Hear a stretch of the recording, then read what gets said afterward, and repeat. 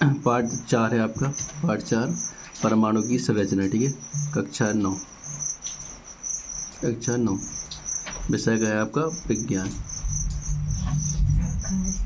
विज्ञान इसके कुछ क्वेश्चन अपन ने अगली क्लास में जो वीडियो डाल दिए हैं उसमें देख लीजिए। ठीक है, जो क्वेश्चन करवाए थे वेरी वेरी इंपॉर्टेंट क्वेश्चन थे। ठीक है, और आज जो क्वेश्चन करवा रहे हैं ये भी क्वेश्चन आपके पूछे जाते हैं। जो कितने क्वेश्चन, मतलब इतने क्वेश्चन करना है आपको पार्ट 4 में से, इनसे बाहर नहीं जाएंगे। क्वेश्चन है आपका, देखो बुक में क्वेश्चन दिया गया है इधर पे, ये आपका क्वेश्चन मिलेगा आपको 8 नंबर पे मिलेगा।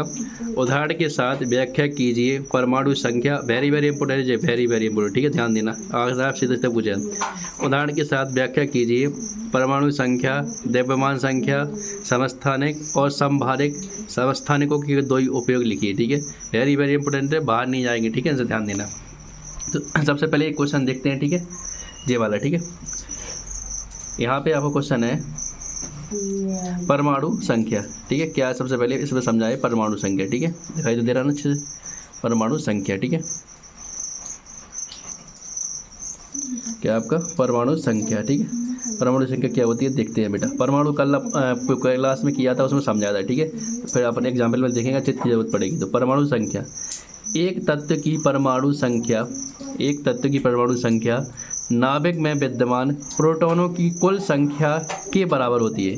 जैसे अगर यहाँ पे अगर एक परमाणु ले ले, ठीक है, ये हो गया आपका परमाणु। ठीक है, इस छोटा सा यहाँ पे, अब इसको ले ले।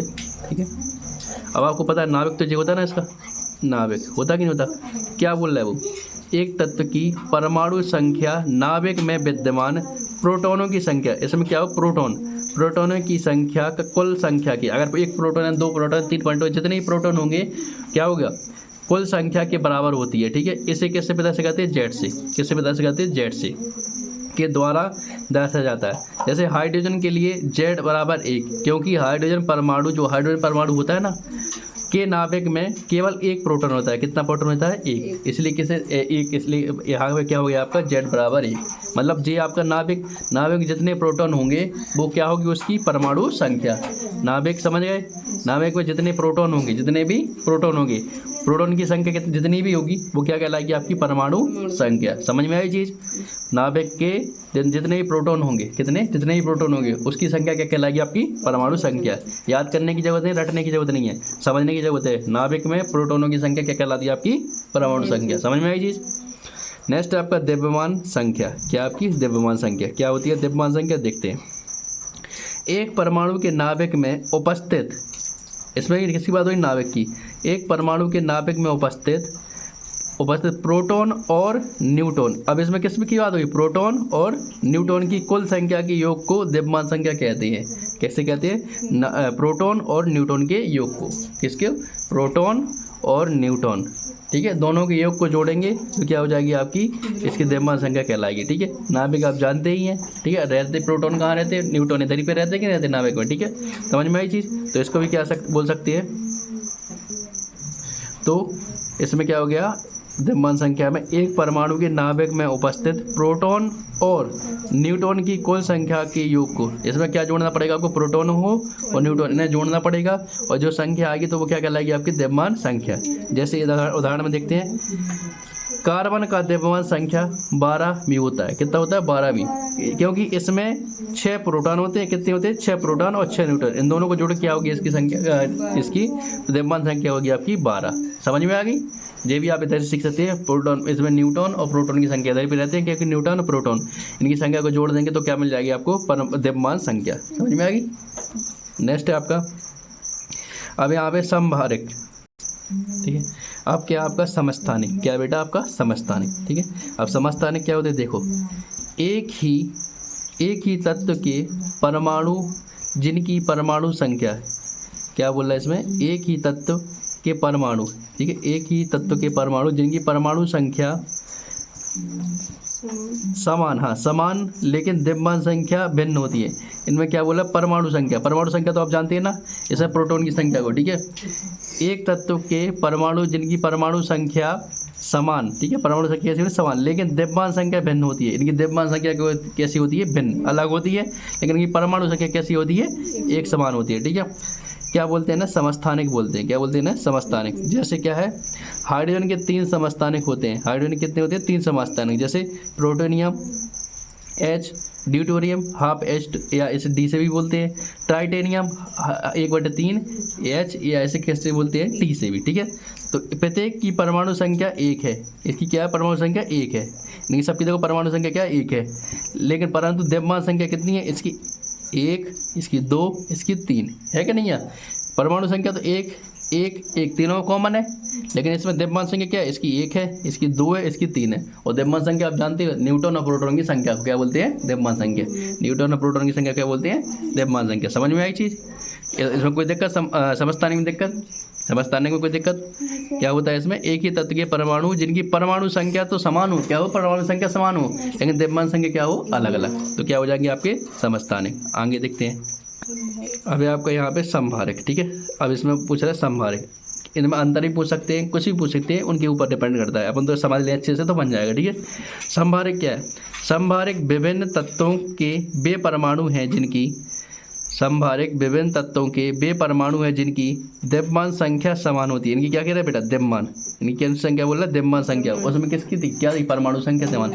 इसमें क्या है, इसकी द्रव्यमान संख्या, हाँ द्रव्यमान संख्या समान, लेकिन परमाणु संख्या कैसी होती है, इनकी भिन्न भिन्न होती है। उदाहरण के लिए कैल्शियम, कैल्शियम इसे किससे डिनोट करते हैं, Ca से, ठीक है। और आर्गन इसे किससे डिनोट करती है, Ar से, ठीक है।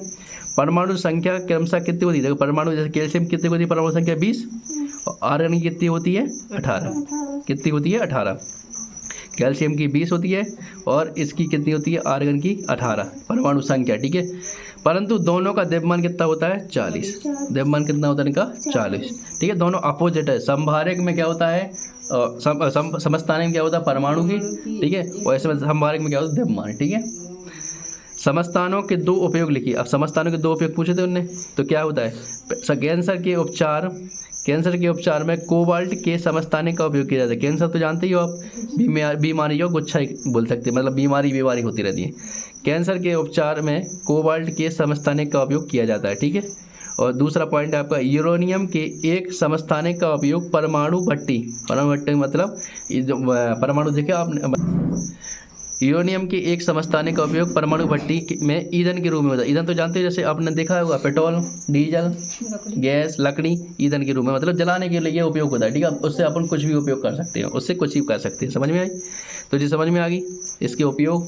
एक तो कैंसर इलाज में कोबाल्ट का उपयोग, ठीक है, कोबाल्ट के समस्थानिक का, और यूरेनियम का उपयोग किस लिए, परमाणु भट्टी के ईंधन के रूप में, ठीक है। ये वेरी इंपॉर्टेंट है, ठीक है। ये वेरी इंपॉर्टेंट, आपको सभी परीक्षा होते हैं, मासिक, अर्धवार्षिक और वार्षिक में बिल्कुल देखने को मिलेगा, ठीक है। एक क्वेश्चन और देखते हैं। एक क्वेश्चन जो रह गया था पिछले क्वेश्चन, मतलब 2 परिभाषा करवाई थी। एक परिभाषा जे भी है जो आपकी पूछी जाती है, ठीक है। ये भी वेरी इंपॉर्टेंट है। क्वेश्चन है आपका, जे टॉमसन के परमाणु मॉडल की क्या सीमा है। अब इसमें क्या पूछ रहा है, जे टॉमसन के परमाणु मॉडल की क्या सीमा है, मतलब सीमाएं कितने कहाँ तक जा सकता है, कितनी लिमिट है, ठीक है। तो देखो यहाँ पे जे टॉमसन के मॉडल से परमाणु से उदासीन होने की व्याख्या हुई है। इनने क्या व्याख्या की है, परमाणु उदासीन होने की व्याख्या हुई है, मतलब उदासीन के बारे में बताया परमाणु की, ठीक है। परंतु दूसरे वैज्ञानिकों द्वारा किए गए प्रयोगों के परिणामों को इस मॉडल के द्वारा समझाया नहीं जा सका। मतलब जैसे दूसरे वैज्ञानिक थे, नील बोर्ड थे, रदरफोर्ड थे, तो उनने जो प्रयोग करे इसके द्वारा नहीं सिद्ध हुए। मतलब उनकी क्या बात है, मतलब तीनों परमाणु के बारे में दे रहा, तो एक जैसा होना चाहिए, लेकिन नहीं, अलग अलग सिस्टम है। तो जैसे में क्या है, जैसे रदरफोर्ड के अल्फा कण, जो रदरफोर्ड के अल्फा कण थे, कण विकिरण प्रयोग में ज़्यादातर अल्फा कण सीधे क्यों निकल जाते हैं, मतलब ये प्रयोग कर रहे थे, उसमें कौन थी, रोशनी, अल्फा कण। अर्थात ये रोशनी होती है, अल्फा कण, बीटा कण, गामा कण, मतलब अलग कण होते हैं, ठीक है। तो ये परीक्षण कर रहे थे अल्फा कण से, ये किरणें होती है एक हिसाब से। जैसे एक्सरे मशीन देखी आपने, नहीं देखी होगी अभी।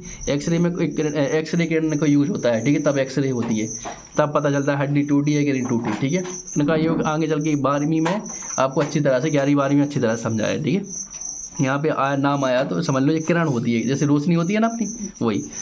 जैसे रदरफोर्ड के अल्फा कण विकिरण प्रयोग में ज़्यादातर अल्फा कण सीधे क्यों निकल जाती हैं, तो मतलब किरण इनने विकिरण करो तो सीधे क्यों निकल जाती हैं। कुछ अल्फा कण छोटे कोण से क्यों निक्षेपित हुए, मतलब कुछ क्यों मुड़ गए, और बहुत कम कण वापस क्यों आ गए। कुछ कण वापस भी आ गए, टकरा गए, ठीक है। कुछ सीधे निकल गए, कुछ मुड़े और कुछ वापस आ गए। इन प्रश्नों की व्याख्या करने में यह मॉडल असफल रहा। इन्हें बता नहीं पाया क्यों हुआ, अब क्या है, विज्ञान की भाषा में हर चीज़ का जवाब होना चाहिए, लेकिन इनके पास जवाब नहीं था, इसलिए क्या हो गया, इनकी सीमाएँ थी मॉडल की। ठीक है, तो इनसे आपके पार्ट 4 से बाहर नहीं जाने वाले, इतना ही करना है आपको पार्ट 4 में। ठीक है बेटा, धन्यवाद।